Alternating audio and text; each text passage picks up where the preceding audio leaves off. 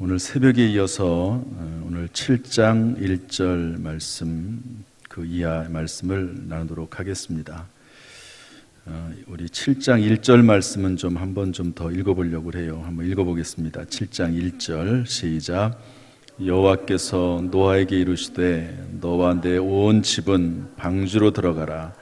이 세대에서 내가 내 앞에 의로움을 내가 보았음이니라. 아멘. 성경에 이 의라고 하는 주제는 아주 상당히 중요합니다. 왜냐하면 하나님 앞에 설 수 있는 사람, 하나님 앞에 구원을 받을 수 있는 사람, 이 사람은 의로운 사람이거든요. 하나님께서는 아무나 받아주시는 것이 아니라 의로운 사람을 받아주십니다. 그런데 문제는 모든 사람이 죄를 범하였음에 하나님의 영광 이르지 못했다 하는 게 문제지요. 하나님의 구원은 의로운 사람에게, 그런데 사람들은 전부 죄를 졌다는 게 문제입니다. 그래서 하나님은 이제 의로운 사람을 찾으셔서 구원하시는데, 성경에서 말하는 의라고 하는 것은 윤리적인 의가 아니고 관계적인 의다 하는 것을 꼭 기억을 해야 됩니다. 한번 따라합시다. 관계적인 의. 다시 말해서 하나님께서 노아를 의롭다고 하셨거든요. 우리 6장 9절 보면 이것이 노아의 족본이라. 노아는 의인이요 당대 완전한 자라. 한번 따라합시다. 의인이요 완전한 자라. 여러분, 완전한 사람이 누가 있습니까? 여러분은 완전하십니까? 노아처럼? 모든 그 시대의 사람들을 다 하나님께서 홍수로 멸망시키셨잖아요. 그런데 노아와 그의 가족들은, 사실 그 가족들은 아니거든요. 노아만입니다. 노아의 아내와 세 아들들과 며느리는 의롭지 않습니다. 그럼에도 불구하고 하나님께서 그들도 이제 받아주시기는 하는데, 어쨌든 노아가 의로운 거죠. 노아가. 그리고 당대에 완전하다 그랬습니다. 그러면 도대체 구원받을 수 있는 사람이 누가 있겠는가, 이렇게 생각할 수 있는데, 성경에서 말하는 의는 어떤 의라고요? 관계적 의라고 말씀드렸습니다. 그래서 6장 9절 말씀 보면 노아는 의인이요 당대의 완전한 자라. 그는 하나님과 동행하였으며, 이렇게 되어 있습니다. 그러니까 하나님과 동행하면서 사는 게 의라는 겁니다. 하나님께서 의롭다고 여기시는 것은 다른 게 아니고, 이 사람이 윤리적으로 완전하고 훌륭하고 흠이 없고 정말로 봉사하고 아주 정말로 최선을 다해서 흠이 없는, 그렇기 때문에 의로운 것이 아니라 하나님과 동행하는 삶을 살기 때문에 의롭다고 하는 거죠. 여기 있기 전에 에녹에 대한 이야기도 나왔습니다. 그런데 에녹은 얼마나 그 삶이 훌륭했는지요. 하나님께서 아예 그를 죽음을 보지 않고 그냥 데려가셨습니다. 천국으로 데려가셨는데, 그분에 대해서, 에녹에 대해서 설명한 내용이 뭐냐면 5장 22절, 23절, 24절 보면은요, 무드셀라를 낳은 후 300년을 하나님과 동행하며, 이렇게 되어 있습니다. 에녹에 대한 특징이 뭐냐? 하나님과 동행하며. 24절에서 에녹이 하나님과 동행하더니 하나님이 그를 데려가심으로, 이렇게 되어 있습니다. 에녹도 하나님께서 보시기에 의롭죠. 노아도 하나님이 보시기에 의롭죠. 그런데 하나님이 의롭다고 하시는 근거는 뭐냐면 하나님과 동행했다는 겁니다. 동행. 실제적으로 의로운 게 아니라 실수도 저지르고 흠도 있고 허물도 있지만 하나님과 동행하면서 잘못했을 때는 하나님 앞에 회개하고, 또 잘했을 때는 하나님 앞에 칭찬도 받아가면서 동행하는 거죠. 여러분, 그런 면에서 볼 때 다윗은 의로운 사람입니다. 왜 의로운 사람이냐? 여러분, 다윗이 얼마나 흉악한 죄를 저질렀습니까? 십계명을 정면으로 위반한 사람 아닙니까? 간음죄를 저질렀죠. 살인죄를 저질렀습니다. 그러나 그럼에도 불구하고 다윗은 그 죄를 나단 선지자가 지적했을 때 그 죄에 대한 지적을 그대로 받아들입니다. 깨끗이 인정합니다. 그리고 하나님 앞에 철저히 회개하고 그 죄에 대해서 하나님 앞에 자복합니다. 이게 뭐냐면 하나님 앞에 동행하는 거죠. 동행하는 겁니다.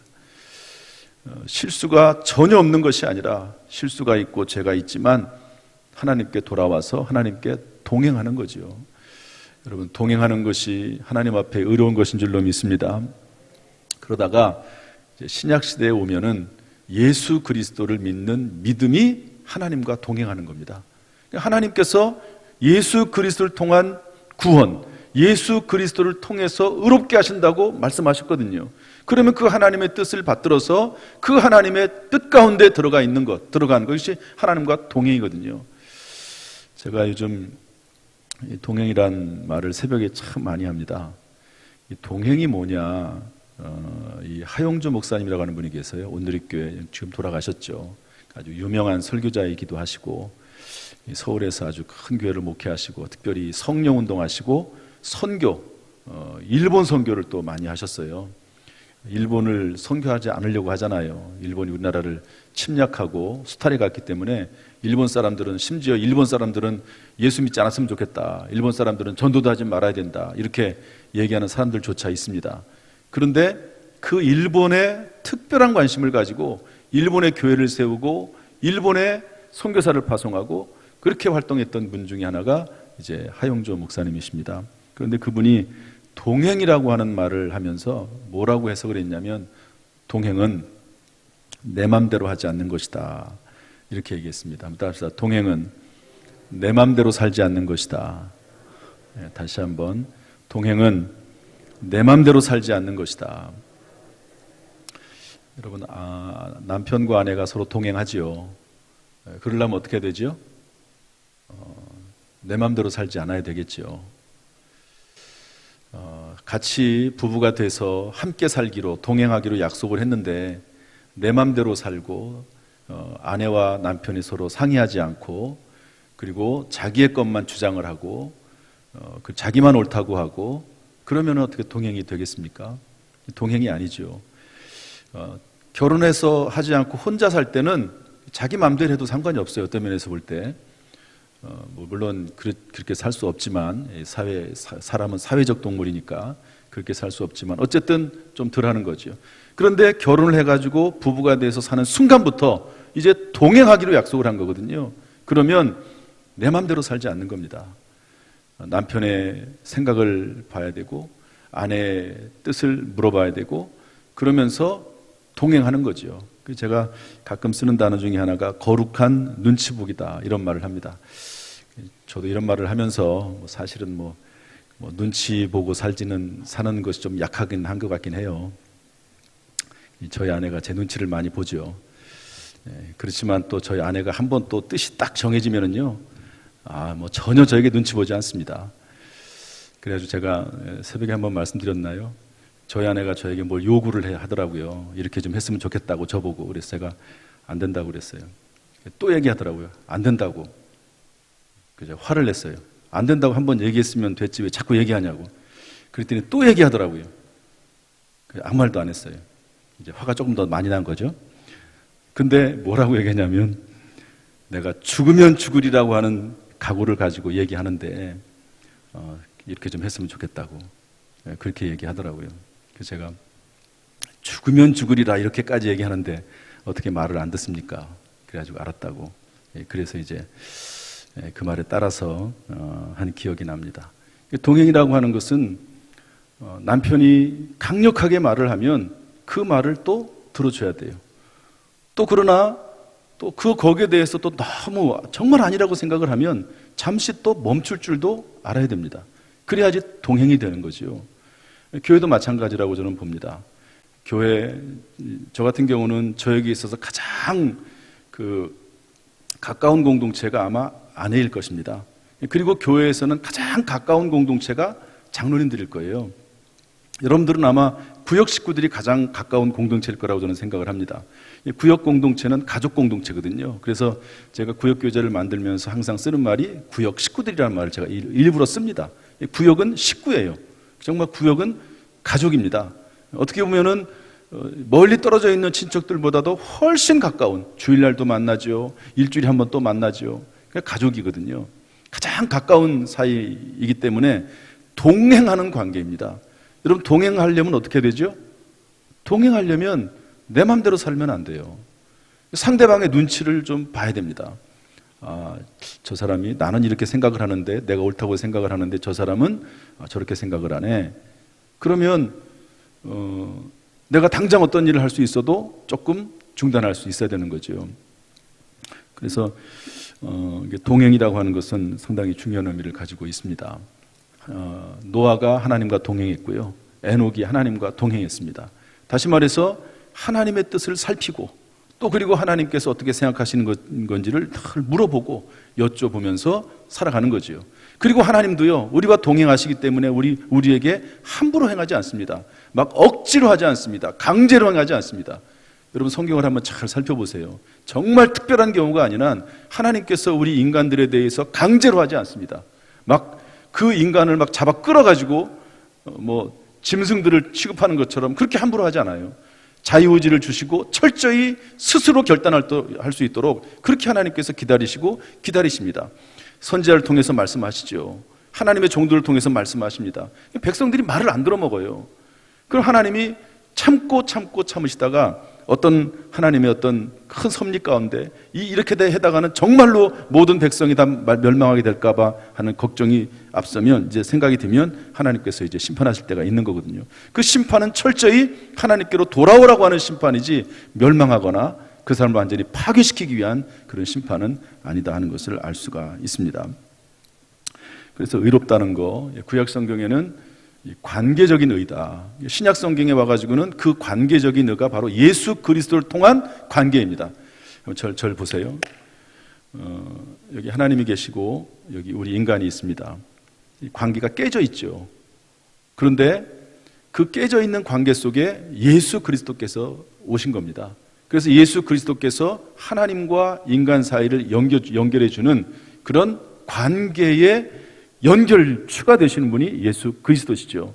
그러니까 예수 그리스도를 믿는다라고 하는 것은 뭐냐면 하나님과 인간이 서로 관계를 회복한다는 의미를 가지고 있는 겁니다. 관계. 신약에 와서도 사실은 관계예요. 관계입니다. 결국 의로움이라고 하는 것은 결국 관계입니다. 구약 성경에는 그래서 나중에 이제 이 부분이 지나고 나면 제사 제도가 생기잖아요. 마찬가지입니다. 하나님과 인간 사이의 관계가 깨져버렸어요. 그런데 그 관계를 어떻게 이어놨습니까? 제물입니다. 제물. 소나 양이나 염소를 죽여서 그 죄를 거기에다 전가시켜버리고 그리고 피를 흘리게 하는 거죠. 그것을 통해서 하나님께서는 죄인된 인간과 하나님의 관계를 회복시켜주겠다. 그게 의거든요. 그래서 성경에서 말하는 의라고 하는 것은 윤리적이고 도덕적인 의가 아니라 철저히 관계적인 의다 하는 것을 알 수가 있습니다. 관계적인 의는 곧 동행이고요, 관계적인 의는 곧 믿음이라고 볼 수가 있습니다. 저와 여러분이 예수 그리스도로 말미암아 하나님과의 관계를 회복하게 된 줄로 믿습니다. 또 사람과 사람 사이에도 늘 관계를 회복하면서, 관계를 깨뜨리지 않으면서 살아가는 이런 모습이 하나님과 인간 사이의 관계가 회복된 사람들의 모습이라고 여겨집니다. 그래서 예수 그리스도의 십자가는, 여러분 십자가를 한번 생각해 보십시오. 십자가는, 여기 십자가가 있습니다. 예수 그리스도를 통해서 위아래 하나님과 인간이 관계를 회복하는 것이고, 그리고 위아래가의 관계가 회복이 되는 걸 통해서 옆으로 인간과 인간 사이의 관계가 회복되는 것이 바로 십자가라고 할 수가 있습니다. 여러분, 하나님과의 관계를 늘 회복하시기를 주님의 이름으로 축복합니다. 그리고 하나님 앞에 나올 때 그 관계를 깨뜨리거나 연결시키지 못하는 그 어떤 것도 없습니다. 여러분, 예수 그리스도의 십자가의 보혈의 능력은 크고 높고 넓고 깊어서 우리가 진심으로 하나님께 나아가기만 하면 예수 그리스도를 통해서 하나님과 관계가 언제든지 회복이 되는 줄로 믿습니다. 때때로 나는 너무 큰 죄를 졌기 때문에, 죄를 짓고 나서 반복해서 죄를 짓기 때문에 나는 하나님이 받아주지 않으실 것이야, 이렇게 생각할 수도 있지만 그러는 경우는 절대로 없습니다. 여러분, 내가 어떤 죄를 지었든지 간에, 어떤 허물이 있든지 간에 그 허물보다도, 그 죄보다도 크신 능력과 권세가 예수 그리스도의 십자가 보혈 안에 있는 줄로 믿습니다. 의심이 들면 들수록, 힘이 들면 들수록 그리고 죄악 가운데 마음이 아프면 아플수록 더 십자가를 의지하고 더 주님께 나올 수 있기를 주님의 이름으로 축복합니다. 아멘. 이런 이야기들을 제가 쭉 했고요. 의라고 하는 관점에서 좀 점검을 해봤습니다. 그 다음에 우리 6절 말씀 읽어보겠습니다. 6절 다 같이 읽어보죠. 시작. 홍수가 땅에 있을 때에 노아가 600세라. 600세라. 이게 상당히 중요한 힌트입니다. 여러분, 노아가 하나님의 명령을 받들어서 노아의 방주를 만들었죠. 그 노아 방주를 한 몇 년 정도 만들었을까요? 노아 방주의 크기는 어떻다고 그랬죠? 어떤 빌딩하고 비슷하게 생겼다고요? 길이가 63빌딩. 63빌딩을 눕혀놓은 거하고 비슷하다. 그렇게 말씀을 드렸습니다. 지금이야 지금도 63빌딩을 만들려면 꽤 많은 시간이 걸릴 겁니다. 우리 이 예배당을 만드는데 딱 1년 걸렸거든요. 이 예배당 한 연건평 한 1000평 되는 이 건물을 만드는데 딱 1년 정도 들었습니다. 그런데 63빌딩을 만들려고 하면 꽤 많은 시간이 걸리겠죠. 그런데 이 당시에는 건축 기술도 그렇고 또 노아가 얼마나 혼자 거의 제가 볼 때는 거의 혼자 만들지 않았겠습니까? 왜냐하면 산 꼭대기에다가 지금 배를 만드는 거거든요. 그 사람들은 조롱하고 그리고 방주를 짓는 거에 대해서 이상하다고 생각해요. 저 사람 정신 나간 사람이라고 분명히 그렇게 생각을 했을 겁니다. 그러니까 쉽지 않았을 거예요. 정말 방주를 만드는 거 쉽지 않았을 겁니다. 그런데 600세라고 하는 이 말이 상당히 중요한 게 뭐냐면 이 말을 통해서 몇 년 동안 배를 지었는지를 알 수가 있습니다. 우리 창세기 5장 32절에 보면 500세 된 후에 셈과 함과 야벳을 낳았다 이렇게 되어 있습니다. 그러다가 6장 11절로 넘어가면 그때의 온 땅이 하나님 앞에 부패하였더라 이렇게 됐고요. 6장 14절에 가서 방주를 만들라 이렇게 얘기했습니다. 한번 잘 보세요. 셈과 함과 야벳을 낳았습니다. 몇 살 때 낳았다고요? 500세 때 낳았습니다. 그때 온 땅이 부패했다고 그랬고 하나님께서는 방주를 만들라고 그때 말씀하셨습니다. 셈과 함과 야벳이 태어났을 그때 500세 때. 그리고 나서 여기 홍수가 땅에 있을 때라고 땅이 몇 세라고요? 600세. 그러니까 정확하진 않겠지만 방주를 만들라고 지시하고 나서 이제 500세 정도부터 방주를 만들기 시작을 해서 600세가 되었을 때 홍수가 났으니까 몇 년 정도 방주를 진 거죠? 100년 정도입니다. 100년.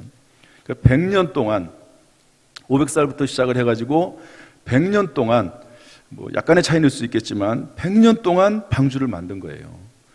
거기에 이 노아의 모든 재산을 다 거기다 쏟아 부었을 겁니다. 아마 하나님의 말씀과 하나님의 뜻을 이루고 성취하고 순종하기 위해서 그의 인생의 모든 재산을 다 쏟아붓고 그리고 모르겠어요. 돈을 더 벌 수 있는 시간이 있을지는 모르겠지만 배를 만드니라고 아무튼 100년 동안 배를 만들고 100년 동안 수고하고 100년 동안 조롱을 듣고 100년 동안 모든 재산을 쏟아부어서 노력을 해가지고 100년 동안 방주를 건조했다 하는 것을 알 수가 있습니다.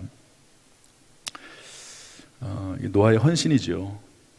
물론 노아가 나중에 홍수가 났을 때 온 가족들하고 구원을 받기는 하지만 그 하나님의 뜻을 이루기 위해서 이렇게 수고한 모습이 있다 하는 것을 알 수가 있습니다. 저나 여러분이나 수고를 많이 하죠. 그렇지만 노아의 수고에 비할 수 있을까 하는 생각을 해보게 됩니다. 100년 내내 방주를 지었으니까요.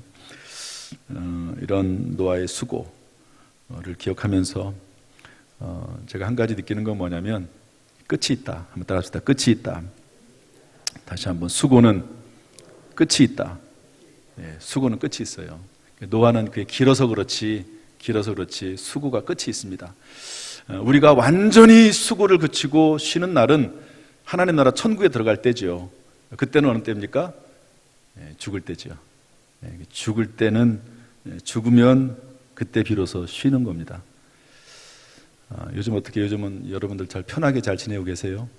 요즘 살만하십니까? 저는 요즘 별로 안 살만해요. 올해는 이제 코로나도 끝나고 그래가지고 좋은데 막 일이 너무 올해 막 집중이 돼가지고 막 여러 가지 막 일들이 막 너무 많이 집중이 되고 또 교회 일도 또 제가 하겠다고 한 일들도 막 많고 그래가지고 이게 걱정이 드는 거죠. 막 그 생각만 하면 이렇게 여러 복잡한 생각들이 많습니다. 그런데 어쨌든 그거야 감사한 일이죠. 노아가 100년 동안 방주를 건조한 거에 비하면 아무것도 아니죠. 그러나 중요한 것은 끝이 있다는 거예요. 그리고 그 끝은 하나님 나라에 들어갈 때 끝이 나게 될 겁니다. 그게 끝이 나면 지금 죽을 때까지는 고생해야 된다는 얘기네. 네, 맞습니다. 저는 그렇게 봐요. 물론 중간중간에 쉴 때도 있고 또 즐거운 일도 있고 기쁜 일도 있고 보람도 있고 그런 일들이 많이 있겠지요.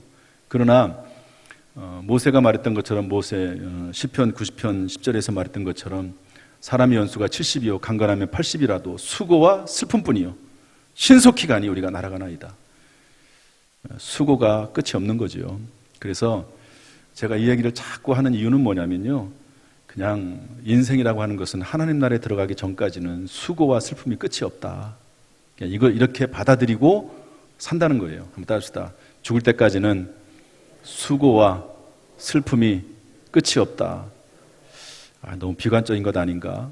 그럴 수 있습니다. 그러나 솔로몬도 뭐라고 말했습니까? 전도서에서 헛되고 헛되며 헛되고 헛되니 모든 것이 헛되도다. 죽음 앞에 모든 것이 헛되다고 얘기를 했습니다. 우리가 살고 있는 이 세상은 수고와 슬픔이 끝이 없고 헛된 세상이라고 볼 수가 있습니다. 그러나 하나님이 계시기에 하나님과 동행하면서 우리에게는 영원한 하나님 나라의 상급이 주어지고 그때그때마다 주시는 하나님의 지혜와 능력이 있기에 셈을 얻어서 살아가는 줄로 믿습니다. 아멘. 자, 우리 그 다음 말씀을 좀 한번 볼까요? 우리 7절부터 9절까지 한번 쭉 읽어보겠습니다. 7절부터 9절 다 같이 시작. 노아는 아들들과 아내와 며느리들과 함께 홍수를 피하여 방주에 들어갔고 정결한 짐승과 부정한 짐승과 새와 땅에 기는 모든 것은 하나님이 노아에게 명하신 대로 암수 둘씩 노아에게 나와 방주로 들어갔으며. 이제 하나님께서 이 짐승들을 그냥 들어가게 하셨다는 거거든요. 데리고 들어가셨다 그런 말입니다. 그래서 새들을 어떻게 잡아서 방주에 넣겠습니까? 독사 같은 그런 좀 맹독성이 있는 동물이라든지 사자나 호랑이 이런 것들을 잡아서 넣을 수는 없죠. 하나님께서 방주에 들어가도록 했다 하는 겁니다.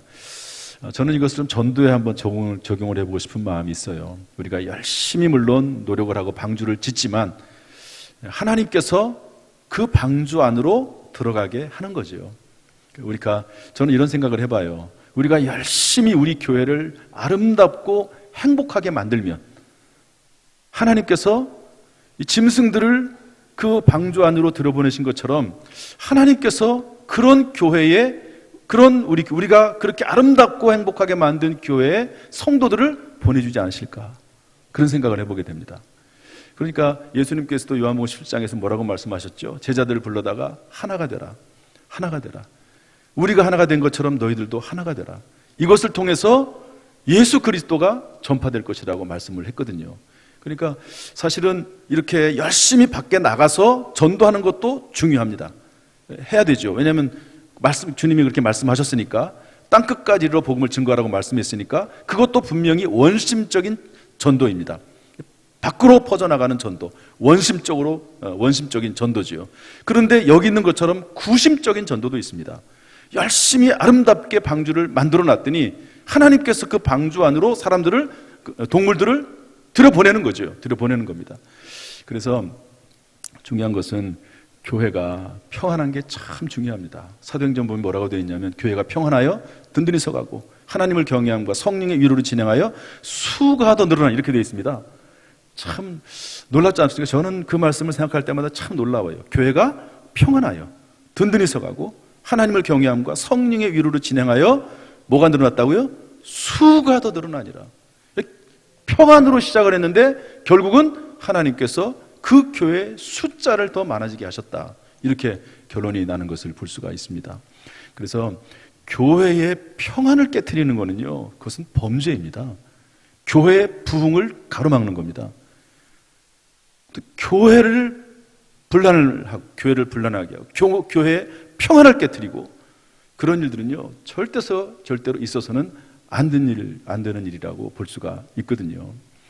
여러분, 교회뿐만 아니라 가정도 마찬가지고요, 구역도 마찬가지고, 어쨌든 평안하도록 내가 조금 손해보고 뒤로 물러서더라도 평안을 끼치는, 우리가 그리스도로 말미암아 평화의 사도가 되지 않았습니까? 평화를 끼치는 그런 사람이 되어야 될 줄로 믿습니다. 그러면 암수 둘씩 방주로 들어가듯이 하나님께서 우리 교회 안에 사람들이 수가 늘어나게 하실 줄로 믿습니다. 또한 우리의 구역이 부흥하게 될 줄로 믿습니다. 우리의 가정이 행복하게 될 줄로 믿습니다. 아무튼 평안이 더 중요해요. 내 감정보다도, 내 의로움보다도, 심지어 내가 의로워. 그런데 그 의로움을 주장하다 보면 관계가 깨져버리고 평화가 깨져. 그러면 내 이 의로움을 주장하는 것을 중단하는 것이 하나님이 기뻐하시는 일이다 하는 것을 우리는 기억을 해야 될 것입니다. 쉽지 않은 일이지만 여러분, 이렇게 하나님이 주시는 복이 있다는 사실을 깨닫고 하나님 말씀 가운데 거하는 저와 여러분 될 수 있기를, 평화의 사도로 쓰임받기를 주님의 이름으로 축복합니다. 우리 10절, 11절, 12절 말씀 마지막으로 읽겠습니다. 10절부터 시작. 7일 후에 홍수가 땅에 덮이니 노아가 600세 되던 해 둘째 달 곧 그 달 11의 날이라. 그날에 곧 그 달 큰 기품의 섬들이 터지며 하늘의 창문들이 열려 40주야를 비가 땅에 쏟아졌더라. 며칠 동안 비가 왔다고요? 600세 되던 해 둘째 달 2월 17일 날 11의 날. 여러분, 왜 이렇게 이것을 자세히 썼을까요? 600세 되던 날 둘째 달 2월 17일 날. 이것은 의도성이 있는 거죠. 여러분, 이 창세기는 모세가 기록하지 않았습니까? 그래서 창세기, 출애굽기, 민수기, 신명기, 이 모세 오경이라고 하거든요. 모세가 정말 성령의 감동으로 기록한 책입니다. 여러분, 모세가 이걸 어떻게 알겠어요? 모세가 천지가 창조되던 그 일을 모세가 어떻게 알겠습니까? 하나님께서 모세를 감동시켜서 그 상황들을 하나님이 알게 하신 거죠. 이것을 계시라고 합니다. 리빌레이션, 계시. 드러낸다는 말이거든요. 그러니까 하나님이 모세를 통해서 드러냈기 때문에 모세가 아는 거죠. 이걸 어떻게 알겠습니까? 모세가 이걸 어떻게 알아? 이걸 도대체 아담 하와 일을, 그 당시 일을 어떻게 알겠습니까? 하나님께서 모세를 감동하셔서 드러나게 하신 것이죠. 그런데 모세가 이 말씀을 기록할 때 노아가 600세 되던 해 2월 17일 날 홍수가 나기 시작을 해가지고 40일 동안 이렇게 됐다 기록을 하는 거죠. 이걸 보면 그 이유는 뭐냐면요, 이게 역사적인 사실이다 하는 것을 강조하는 거예요. 한번 답시다. 역사적인 사실이다. 그래가지고 이제 나중에 40일 지난 다음에 이제 아라랏산에 머물지 않습니까? 그래서 아라랏산에 여러 가지 이제 뭐 노아의 방주가 흔적이 발견됐다는 이야기도 고고학적으로 증명이 되고, 또 그리고 홍수가 났던 그 현상이 실질적으로 일어난 일이라고 이제 과학자들이 많이 발견을 해요. 그래서 산 꼭대기에 그 염분이 있는 그런 이유가 없잖아요. 산 꼭대기에. 그래서 산 꼭대기에 호수가 있고, 또 그리고 호수가 말랐는데 그 호수에 염분이 있고, 호수는 민물이잖아요. 그런 염분이 20%가 넘는 아주 다 말라서 그런 산들이 발견이 되는 겁니다. 홍수가 아니고서는 홍수가 그 산 위에까지 있었다는 것을 그런 일이 아니면 도저히 있을 수 없는 그런 일들이 일어나고 있는데, 이런 것들이 이제 요즘 들어서 요즘이 아니라 벌써 오래전 일이죠. 그런 것들이 하나둘씩 발견되고 있으면서 노아의 홍수가 과학적 사실이고 역사적인 사실이다 하는 이야기를 이제 과학자들을 통해서 발견이 되고 있습니다. 이렇게 해서 40주야를 비가 땅에 쏟아졌다 하는 것이 오늘 말씀의 마지막 이야기입니다. 여러분, 하나님께서는 비록 이렇게 인류를 멸망시키고 홍수를 통해서 심판하시지만 그래도 은혜를 베푸시는 하나님이신 줄로 믿습니다. 예수 그리스도 안에서 늘 은혜 안에 거하는 늘 은혜 안에 거하는 저와 여러분 될 수 있기를 주님의 이름으로 축복합니다. 실수하고 허물이 있어도, 그리고 늘 부족해도 그럴수록 더 하나님의 은혜 안에 들어오기를 주님의 이름으로 축원합니다.